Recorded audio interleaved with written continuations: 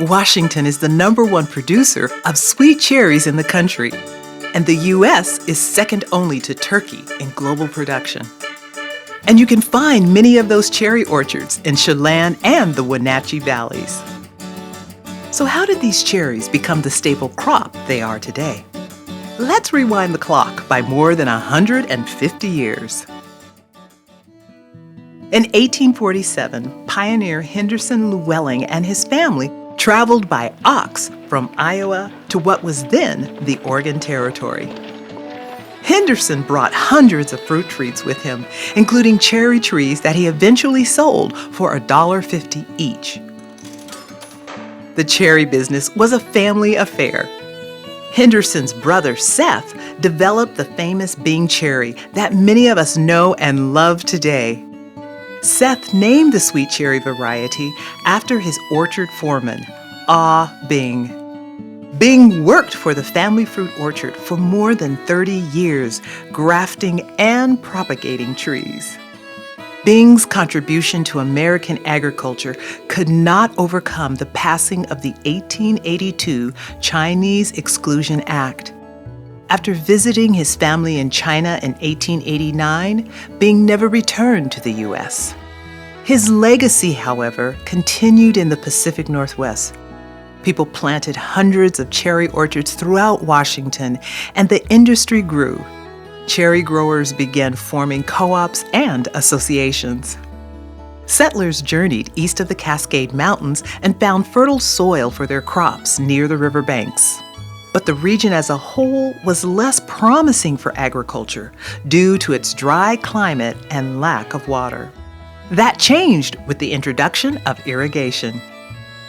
This flipped the switch on that challenge because it provided the orchardists an opportunity to then regulate how much water their crop was getting. And so making sure it didn't get too much or too little, the irrigation systems in the Wenatchee and Yakima valleys both allowed us to really have a competitive advantage over other areas. Growing and selling cherries is hard work. Pruning, watering, and harvesting is skilled labor. From the start, migrant workers have been vital to cherry orchards. Native Americans, Japanese, and white migrant workers harvested crops. By 1942, laborers from Mexico began arriving in the state, and many worked in the Wenatchee and Chelan Valley orchards. The cherry business also takes patience. Cherry trees take years to develop and produce a crop. Early cherry farmers struggled because the crops didn't produce instant cash. Cherries are also very sensitive to weather, and they're highly susceptible to pests that can quickly destroy crops.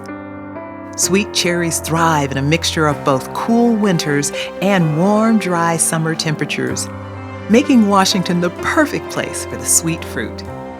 The cherries grown in Washington are unique because we have such a wonderful, high nitrogen, mountainous region where all of our fruit and produce in the state of Washington is kind of grown. And it's a unique microclimate, and it's perfect. Here in our state, we grow a lot of fruits and vegetables. People forget just how much agricultural production there is in this state. In addition to a great growing environment, Washington is the birthplace of one of the world's most popular varieties, the Rainier cherry, a perfect celebration of the state's fruit heritage. Today, cherry production stands as one of the state's most significant agricultural industries. Obviously, a large portion of them land right here in our state of Washington. And normally in a year, we will export 30% of the fruit to other countries.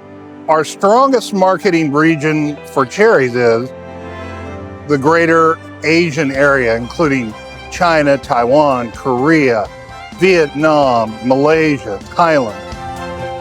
While the fresh harvest season only lasts a few weeks, it is celebrated worldwide as a circus of flavor.